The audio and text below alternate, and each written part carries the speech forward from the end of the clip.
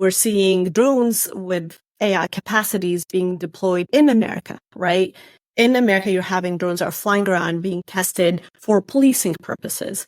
And so if you have inaccurate vision system or an inaccurate algorithm, really, that detects someone as being an adversary when they're not, right? And even who defines what an adversary is a big question. You're now looking at these automated weapons that are going to go around and, harm people.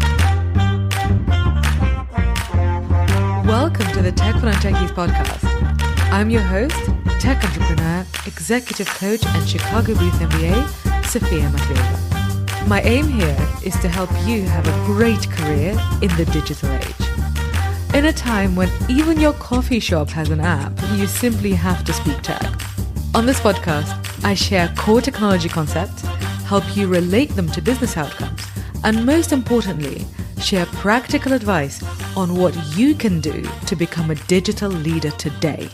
If you want to have a great career in the digital age, this podcast is for you. Hello, smart people. How are you today? I am so excited to share today's interview with you because the person I spoke to, she is so clever and so interesting that this episode is going to blow your mind. And this episode is super useful because it will help you have a sensible AI strategy. And it's especially important now because we really are in this AI hype cycle. You're going to learn from Dr. Heidy Khlaaf, who is a principal research scientist at the AI Now Institute, and she focuses on the assessment and safety of AI within autonomous weapon systems. She's done some really pioneering work in AI, so she helped establish and pioneer the field of AI safety engineering, and you're going to hear what that is. And she's also known for her work at OpenAI, where she developed a framework to measure a model's performance outcomes. And now this framework that she created is basically a de facto methodology across AI labs. So she is really good at telling whether an AI system is accurate or not. And that's really, really important. There are business lessons in today's episode and also lessons about what's happening in our society as a whole. So it's a super insightful show for you today. And if you are not yet a subscriber to the Tech for Non-Techies podcast, come on, my dear smart person, you have to subscribe. Let's subscribe today. I have some super useful lessons for you coming up, including a lesson on how to make smart decisions during a hype cycle, which is going to really help you in this AI hype. But, next year there's going to be another hype. And so subscribe and learn useful things for your career.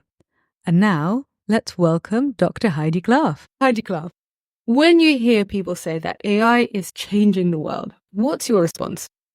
Is it changing the world for the better? That's really the main question that comes to mind. And so what do you think? Not necessarily. I think there was a period where AI really was heading towards that direction. We're seeing, protein folding advances that came out of Google DeepMind. To me, that seemed like, wow, what a really promising use of AI. And then large language models came out, which are sort of these non-specific AI models that are meant to be general purpose, whatever that may be. And I think that definitely made it seem like, okay, let's put AI in everything without understanding its purpose, without understanding its use cases and its risks. And it became, in some sense, a hype term without many people even knowing what AI is, its history, its other uses, and whatnot. So I think there's definitely positive use cases for AI, but I don't believe the way that large language models are being sort of deployed and put out is really that. So what do you think of large language models? Do you think that essentially it's a tool that we're still trying to find a use case for, and that basically these Silicon Valley companies, they have such expensive PR departments that, chief executives are being pushed to use them even if they don't really understand what they do and haven't really found a use case for them? Absolutely. I mean, I'll give an example of where large language models are useful, right? To not make it seem like the whole thing is a disaster. There's apps like Grammarly, right? There's people who are non-English speakers or people who write quite informally that might want to write, a bit more formally. These are kind of uses for large language models that are absolutely valid, and I can see how it helps some people, and it definitely should be something put out in the world. But most other use cases are not applicable. A lot of people think that large language models are fax machines or database machines, but they're not. They're actually just predictive models. They just look at one word and predict the next token based on the context of the sentence or the question or the text that it was given to it. So it's really not factual, and a lot of people are trying to use it in that way. Hey, let me use this large language models to generate historical facts or to write a letter to a lawyer that's going to be filled with tons of errors that is going to cause more harm than good. And I do definitely think that there is this hype machine and there are a lot of marketing that is trying to figure out what is this AI for and can we put it in everything? And unfortunately, most people who are using large language models have been sold this message. It should be in everything and everywhere, when really there's only some specific use cases that it's good for. And as a result of that, people are putting it in our information system, and it's causing a lot of disinformation. It's causing a lot of people to confuse facts and fiction, and to really not understand that this is not a search engine. This is not a database. This is not a Wikipedia, but that is kind of the use case that we're seeing for it right now, unfortunately. Interesting. So are you saying that people should really educate themselves about what it is and what it is not to basically manage our expectations? Because, I often bring up the case of that lawyer, very well-paid lawyer who basically just used ChatGPT to prepare for court. And, arguably he should have known that this is not what you should be doing. This is not going to be enough. It's sort of like I think there's multiple people who need to sort of change their perception towards AI. One, I don't think that AI labs or companies should be putting out these models and making these false claims without any repercussions, because we are seeing that. We're seeing advertisements, we're seeing newspaper article without questioning of the claims that they are making about these systems. And again, I have not seen, except until recently, I think with the FTC, people saying you shouldn't be allowed to make these claims without being able to back them up. So that's one side of it. The other side of it is that whatever technology you're going to adapt, it's on you to prove that it is a right sort of use case for your product or your business model or for your personal work. And most people just watch these like relentless bombardment of advertisements, and they say, well, that must be true, without really understanding that AI has a lot of downsides that need to be understood before you can integrate well.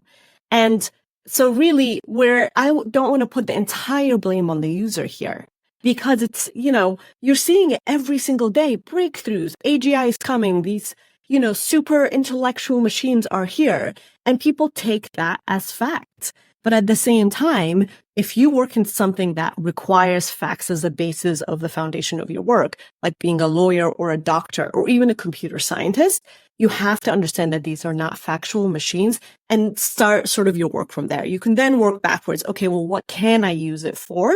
But most people have just accepted it as, this is a machine that's smarter than me, and it is factual because it is a computer. And that to me is very much sci-fi rather than based on any sort of scientific foundation of what they actually do. Well, before we get to the downside, I really want to, first of all, express some sympathy for these chief executives who I think are under so much pressure from equity analysts who are often, equally uneducated about AI, because there is all of this hype. And, when they get asked, what's your AI strategy? Right now, no chief executive can say, we don't have an answer. We don't have a strategy. That is not possible in the world that we live in today. And also, recruiters are asking this.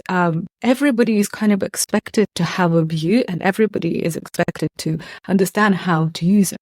And so it's very difficult for those people to stand up in the face of hype.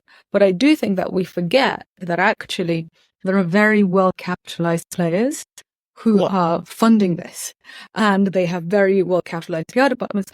But equally, I don't want to say that AI is useless, because I use it in my company, but I use it for very specific use cases. So for example, we now have a tool that helps us make clips. So there'll be some clips of this interview that will go on social media. And AI does that. And generally the clips are pretty good. I mean, my assistant needs to do some editing, but generally they're pretty good. And that saves us a lot of time because previously he had to do it manually. So that's definitely a use case, but it's a very, very narrow use case. It's not it's not kind of a general LLM.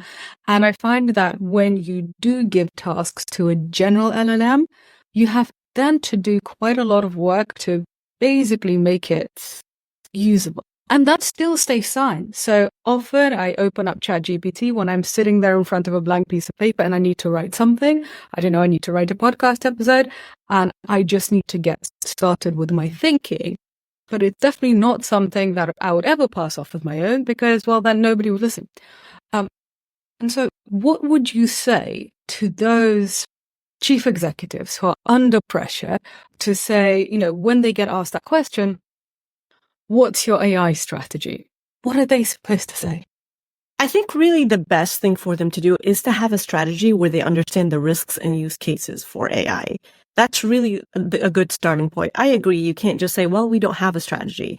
And actually, that's not really acceptable, not only because you're dismissing the people who are interested in and invest in your company, but also because you should be understanding the up and coming technology and always keeping an eye out if this is going to be useful for your business or not. So your AI strategy should be, we're having a look at AI, we're having a look at the use cases and risks, and then applying it across the business and seeing if there's an applicable use case for it while understanding any sort of failures that could occur and what that could mean for our money, our employees, and so on. I think that is a good strategy to have about any up and coming technology.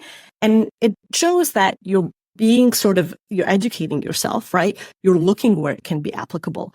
But typically what we've seen is across all businesses, the AI sort of strategy is put it in everything. Right. Mm-hmm. And I think people believe that's the same thing as understanding the risks, understanding the use cases, and it's not. And so if you're sort of reluctant about putting it in your business, I think that is a good place to start and to sort of show the investors or to show the C-suite that you are thinking about it and taking it seriously, because you're right, there could be a use case where you're finding that it automates something that takes a lot of manual labor that doesn't really require factual accuracy, for example. The video is a really good example of that. I'll give a good example of where we use it or where we think it could be useful to have AI in safety critical systems. Safety critical systems require a lot of reliability and accuracy. Tell us what's a safety critical system? Sure. Safety critical system is basically any system where its failure can lead to deaths or environmental harm and destruction, and even monetary loss. So you're looking at airplanes, nuclear power plants, cars, really any of the main infrastructure that you're probably taking for granted, your electricity and the power grid is a safety critical system. And they're developed in quite a different way from typical software systems because their failure could mean death. Unfortunately, like a power outage can take out hospitals, and that would be like an incredibly, unsavory situation. And a nuclear power plant failing equally could lead to, environmental disasters as well. And so you would think, okay, we don't need AI in this at all, right? But there's a really interesting use case that I always refer to when people are like, oh, so are you anti-AI? And I'm like, no, that my job for the past 10 years has been to find and understand how AI can be integrated into these systems. So there's a group in Manchester in the UK that work on a project called RAIN, and they've been looking at robotics, right? They're not looking at large language models, right? They're looking at a very specific system with a specific use case that can essentially help nuclear operators. So for example, if you have a leak in a water tank, typically you would have a human diver go investigate it, and they could be sort of exposed to incredibly high levels of radiation. And that is scary, right? That is a scary situation. But what if instead you could have a robot dive in there instead, or have some sort of mechanical automated detection of a nuclear leak, right? And in that case, it's actually enhancing the safety of the system, right? It's not replacing a human operator. It is not replacing an entire system that has been accurately studied and built for the past 50 years. It is instead enhancing what we already do. And I think that's really the best way to view AI. Can you augment human knowledge and human expertise instead of trying to replace it? And I think that is a mistake a lot of people are making about AI. They're like, how do we replace humans? You will never be able to replace humans. Computers and humans have very different pros and cons. Like a lot of people are like, oh, but it's super intelligent. And it's like, well, calculators have existed for a long time. And we can't match like calculators. I'm sorry, you can be a genius in mathematics, but you will never be able to compute as fast as a calculator. That's why we love computers. That's why we use them to automate things. So if you could bring that perspective, right? Like, how do I use a calculator to augment my tasks, right? How do I use an AI to augment and help automate the things that really don't matter? But you need to think, I'm not going to be replacing human expertise. You should be looking at AI and how it helps people. If it slows them down, like we're seeing a lot of studies doing that, like you were saying, hey, if I'm using a text thing, I actually have to undo a lot of the work because it was wrong about this thing and it was wrong about that thing. And it turns out, oh, actually, if I had just written it myself to begin with, it would have been easier, right? That is a case where large language models are slowing down human productivity rather than enhancing them. So you should be thinking about, how do I use these AI models or large language models to enhance what I do rather than let's replace operators and humans altogether? It's interesting because it seems that this whole AI revolution is very much technology first as opposed to problem first. And, it is a technological achievement and it has been invented by some very clever computer scientists. So of course they want to show off their invention because, that's normal when you've been working really hard on something and then it works. You want to tell everybody. But that doesn't necessarily mean that we should all then be bought into it. Whereas when I talk to entrepreneurs, I always say, okay, start with the problem first, investigate the problems, and then create a solution. So are you saying that in a lot of cases, AI is a solution looking for a problem as opposed to the other way around? Absolutely. I would absolutely agree with that same. And I would also say that novelty in technology doesn't translate to progress. We're seeing this in a lot of aspects of our life today. Like touchscreens, right? Touchscreens, sure, shiny, new, novel, but for them to replace, the knobs that we use in like cars is actually really problematic and has led to a lot of car accidents. And so I think this lesson can also be applied to a lot of other things.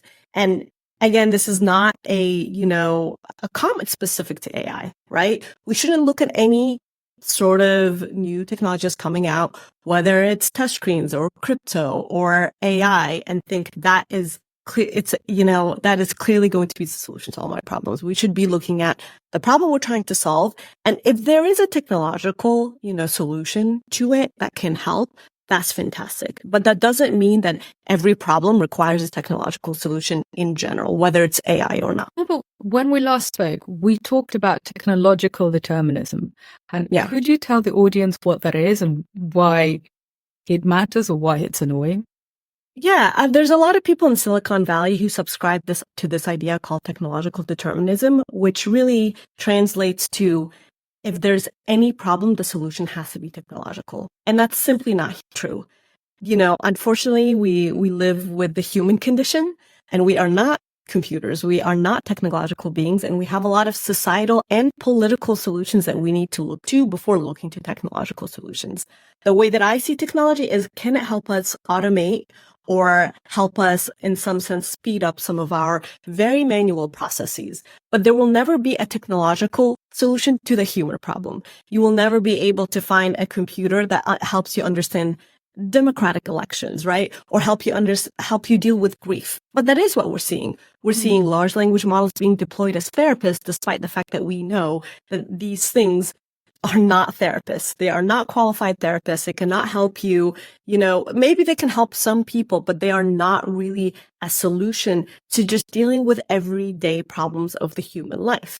And we're now seeing this philosophy, which is actually progress or solution equals technology. And that has never been true of any part of human history. So I say that this is a view that a lot of people in Silicon Valley take. And when you really think about it, why do they take that view? Well, it feeds into their bottom line. if you can sell a solution or a technology to every problem that a politician has or a human has, you will make a lot more money. And so I think when people subscribe to these philosophies or read about them or read about what a CEO of a big tech company thinks, they should really be thinking in the back of their mind, at the end of the day, they want their bottom line to be successful, right? They want, as many people as possible to use this technology. So of course they're going to market themselves that way.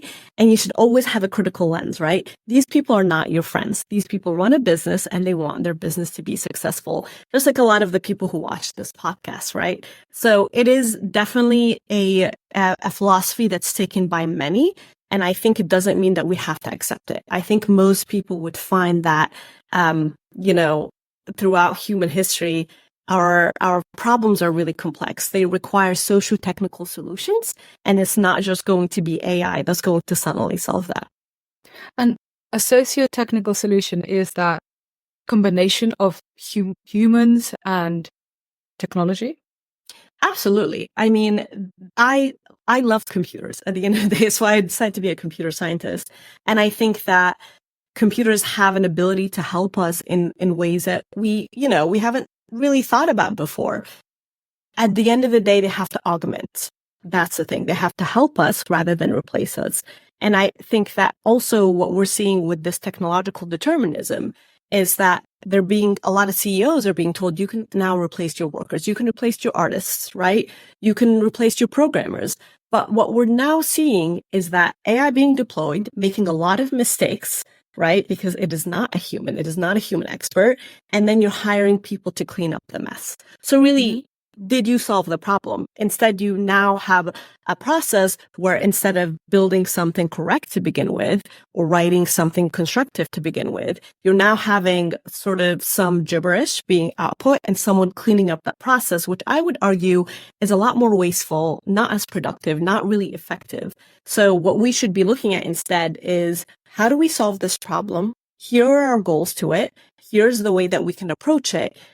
Can AI fit into any of these boxes? Can it help us automate the specific tasks rather than the solution end to end? That's sort of a good way to really think about it rather than let's replace humans altogether. Before I ask you about what AI has messed up and how humans have had to clean it up, because I think everybody wants to know that, I want to share a terrible story about AI grads, and I was actually a witness to this, which really shows technological determinism. So I was in conversation with a couple of AI graduates from Stanford, so very intelligent, two young men. They were slightly younger than me, and we were in the US. And one of them was saying that, he really would like to have a girlfriend or meet some girls, and he was struggling with it, which, and kind of like, well, you are AI grads, that's kind of normal. They also dressed appropriately and had terrible haircuts. And I was like, well, there are some very simple things that we could do here.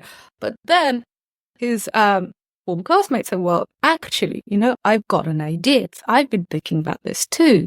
And there is a way that we can actually game the algorithm on Bumble. And then you can basically get a much better selection. And then all your romantic problems are going to be solved. And if that's not an example of technological determinism, I don't know what is.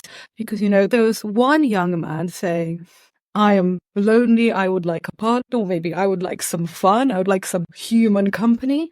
And the solution was, let's hack the algorithm.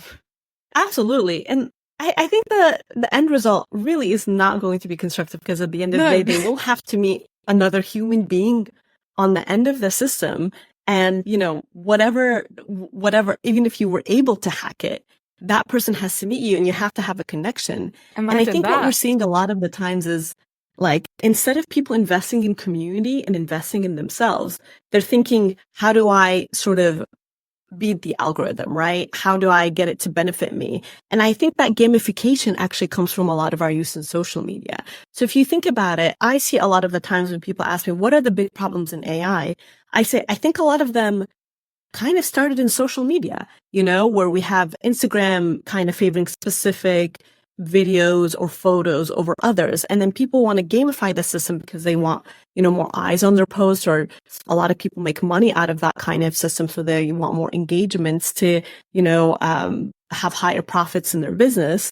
And it ends up people thinking about the world this way, rather than how do I have a connection with another human being? How do I have community with others? And technology really can't. I mean, yes, it would be great if there was a technological solution to the human condition, but unfortunately there isn't, right? At the end of the day, you can game the system, but you will have to meet this person face to face, right? That AI is not going to help you there. Interesting.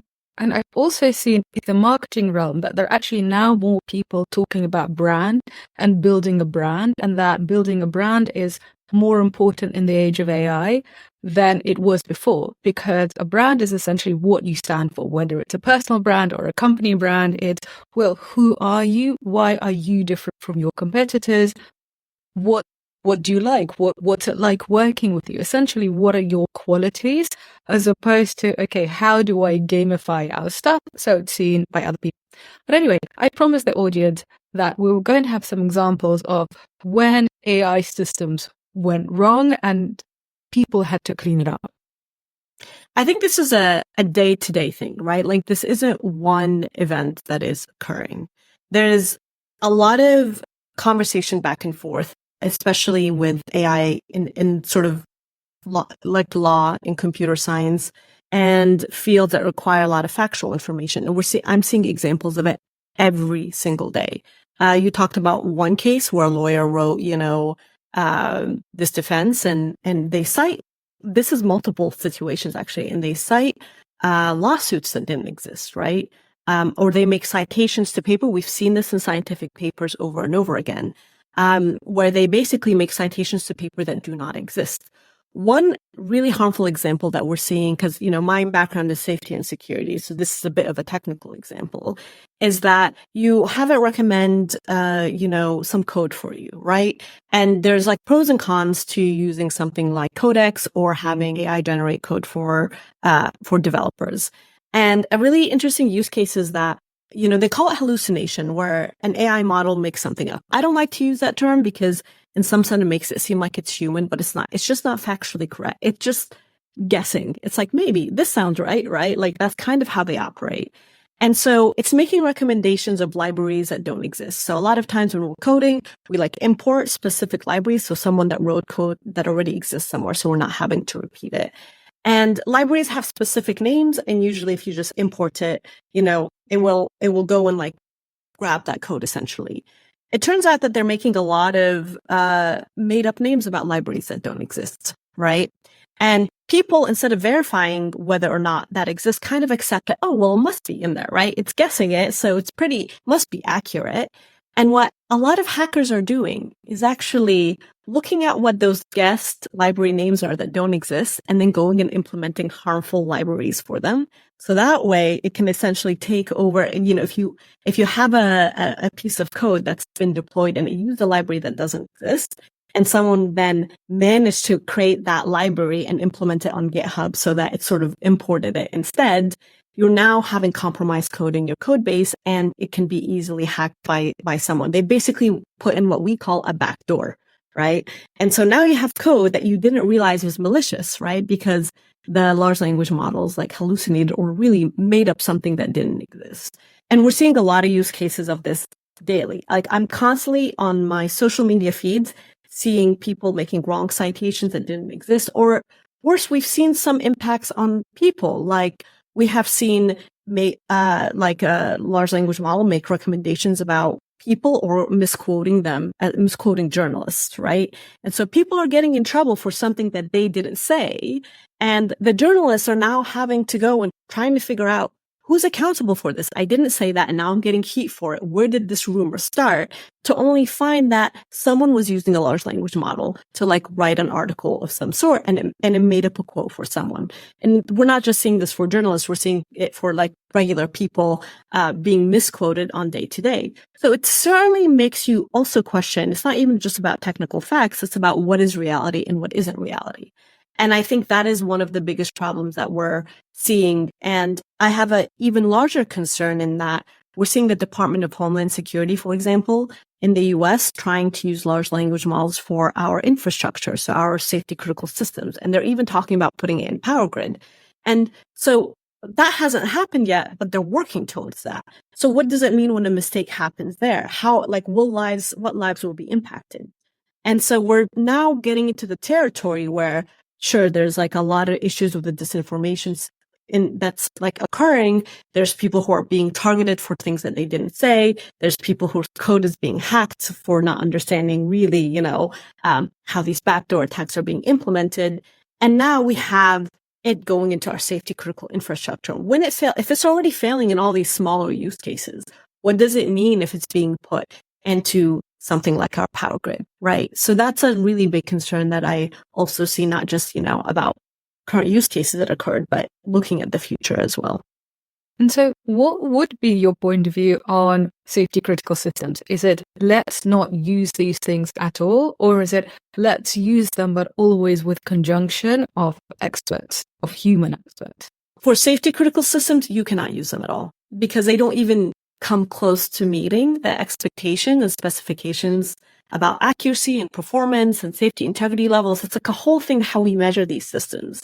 And large language models aren't even like close, Your mobile phone has a better job of passing these safety standards than like large language models.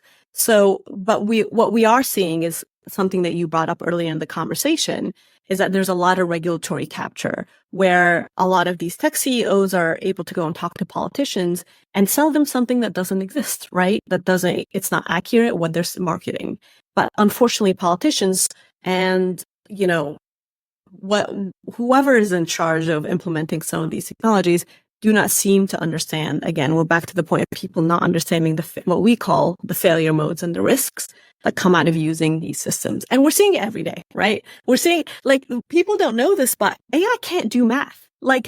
Your calculator does a better job of doing 1 + 1 = 2.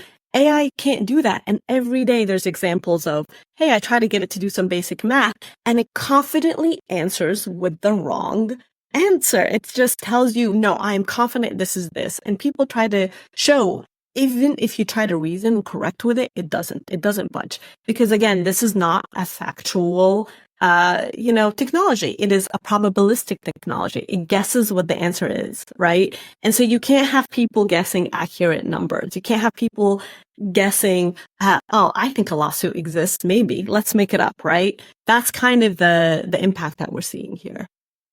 So I guess when we are using these things, then what we want to do is we want to think about, well, what's the risk? If I use this thing and it gets the facts wrong or it gets something wrong, what's the risk? So with my social media example, the risk is it's going to cut a less cohesive bit of the interview. So basically, it's not going to be very interesting. It's not going to make sense and nobody's going to watch it. It's a shame, but worse things happen in my life every day. Absolutely. So it doesn't really matter. But also what we do is we don't publish the AI clips straight away. My assistant views them. He gets rid of the nonsense because there is always nonsense. He gets rid of the nonsense. He keeps the good stuff. And then the system works. And so first of all, the risk, the risk is minimum. Yeah. And also there is a human check. And would you say that kind of that system of, evaluate the risks and have human checking, is that a good system in general, apart from safety critical systems? Yeah, not necessarily, because I think it depends on what you're automating. It might turn out that you're doing more work undoing and checking the work of AI than doing it yourself. There's also a lot of studies in what we call human factors integration. This is actually a field where you study sort of how humans in the loop work. How accurate is it, right? And there are studies that have shown that checking the work is more error prone than just doing it yourself. That depends on the task, right? So this is very specific for a video where you're having to go and cut and edit clips and so on. That actually, I can see how that's really useful to use AI for that, right? But there are other cases like you're writing a scientific paper. You're going in and now checking every single fact when you could have just written that yourself.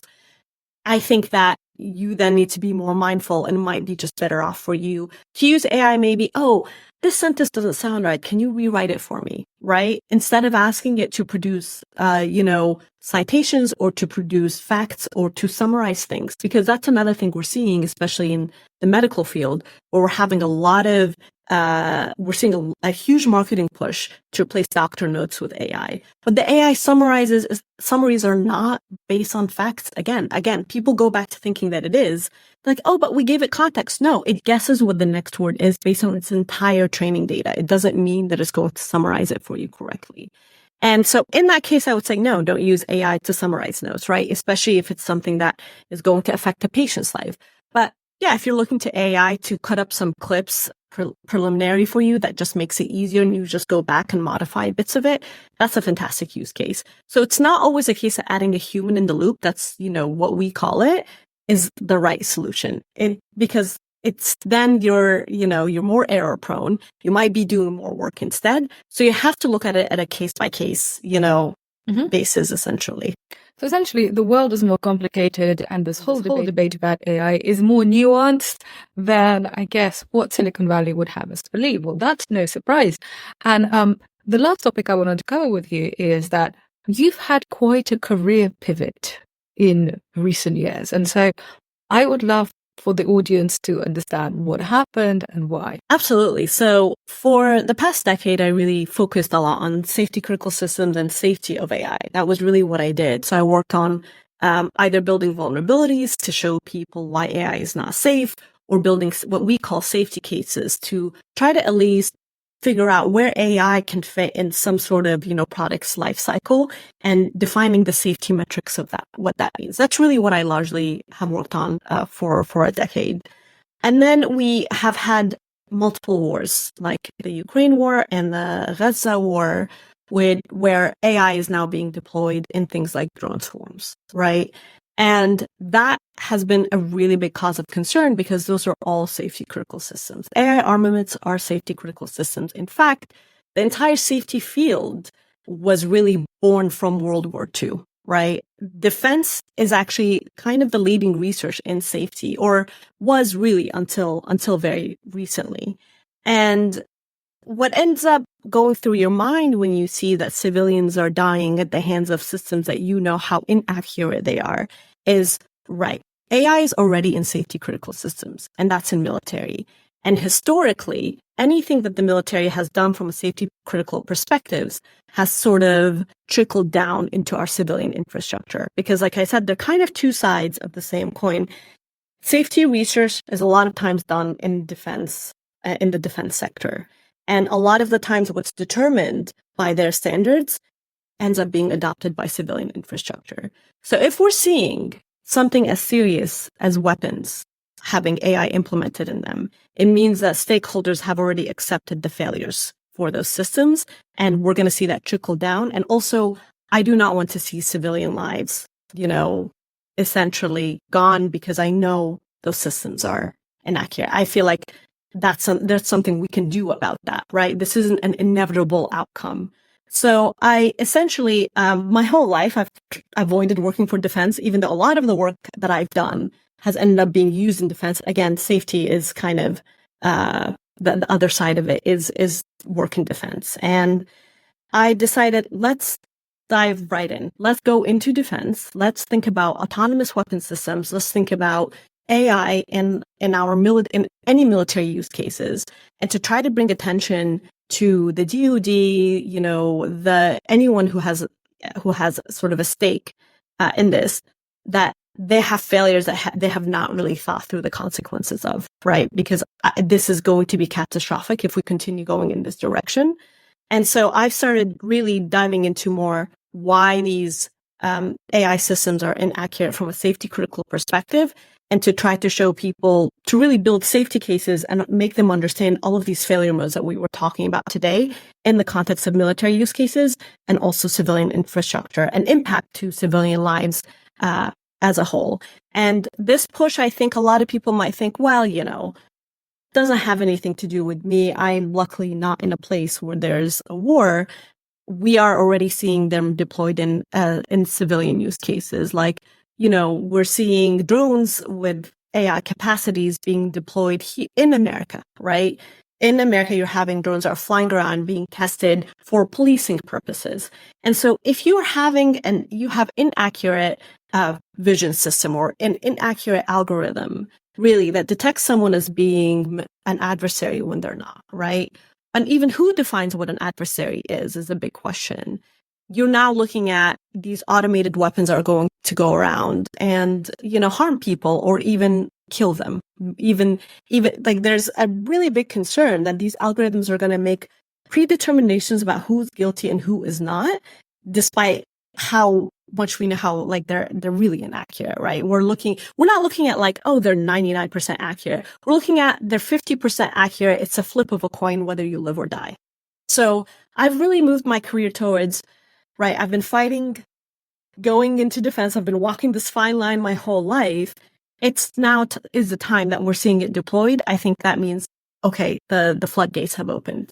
We really need to make people understand kind of the repercussions to our society and to future wars because of this implementation. That your message is being well received? I would say from a civilian perspective, yes. I would say from the perspective of those who develop weapons, no, because they are not really concerned, again, with civilian lives. They're concerned with their bottom line. And if they can sell another technology in which an entire, military can depend on, they will do that. They will do that because it benefits their bottom line. That is, I see the world in a very, kind of some sense, cold way. Those are people who are producing those weapons want money. And if they can convince stakeholders in the military that this is the right device without ever informing them of the consequences, they will. So we are back to what we talked about before, which is, okay, if you're a decision maker and you are being sold a tool, which is essentially what this is, whether you're a decision maker in government buying a weapon system or whether you are a decision maker in a civilian corporate, buying an LLM for your industry, then essentially you need to understand what are the risks, like what does this thing really do, and also be really clear about the fact that the person selling it to you has a real incentive to basically not really tell you what the risks are. Absolutely. They have an incentive to make money. Awesome. Well, what a cheerful note to end on. Well, thank you. Thank you very much. I've learned so much from this conversation. And if people want to learn more from you, I know that you've written a lot. And so where can people learn more about you and get more information from you? Right now, I'm working for the AI Now Institute, and I'm writing I'm doing a lot of research and writing a lot of white papers to sort of reflect this kind of work in defense. In terms of my previous work, there's my website, which is HeidyK.com. I think you'll have to spell that because my name is spelled differently. It'll be in the show notes. Great. Yeah. And there's a media section there where I've spoken to people in the press about these specific issues. So if you're interested, certainly go there. But also I'll give a shout out to also where I work right now, because that is where I'm producing my work at AI Now. Awesome. Well, thank you very much for this very informative conversation. I think everybody who will listen is going to have a lot to think about. Thank you, Heidi. Thanks for having me, Sophia. Wasn't that interesting? I thought Dr. Khlaaf was fascinating, and if you enjoyed this episode, then please leave this show a rating and a review. Honestly, it really does help me more than you know, it really does. So I'm assuming that you've done that. Thank you very much for your ratings and reviews. So have a wonderful day, and I shall be back in your delightful smart ears next week. Ciao!